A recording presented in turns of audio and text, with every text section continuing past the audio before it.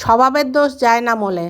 দুদিন ধরে রাজস্থানে বৃষ্টি হচ্ছে না, কিন্তু এই বোম্বাই লঙ্কাটা নিয়ে অপারেশন করলাম, মাঝখানটা ফাড়লাম, ফেড়ে 2 টুকরো করে নিলাম।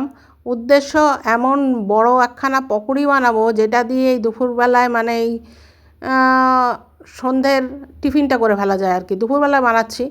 এর মধ্যে সব কিছু দিয়েছি যা যা দেওয়া যায়, জিরের গুঁড়ো, ধনের গুঁড়ো, লঙ্কার গুঁড়ো, হলুদ, নুন, আপনি চাইলে চাট মশলা দিতে পারেন, গোলমরিচের গুঁড়ো দিতে পারেন। আমার কাছে সব নেই, আমি একটু গরম মশলা দিলাম।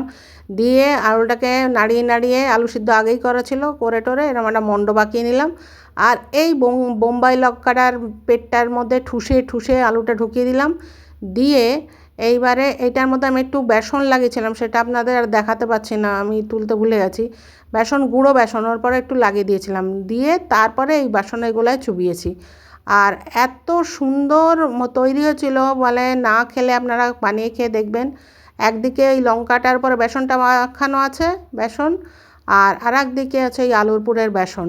এবার ধীরে ধিমে আছে আপনাকে ভাজতে হবে, কোনো তাড়াহুড়ো করলে হবে না। আমি 2টো বানিয়েছিলাম, একটা আমার ছেলের, একটা আমার। এই কেটে দেখিয়ে দিচ্ছি, এই দেখুন লঙ্কাটা আরামসে কেটে গেল। এর মধ্যে আমি আবার কুচি কুচি করে ছোটো লঙ্কা দিয়েছিলাম, সেগুলো এর মধ্যে ছিল। আমার এই ভিডিওগুলো ভালো লাগলে প্লিজ একটু লাইক করবেন, শেয়ার করবেন, সাবস্ক্রাইব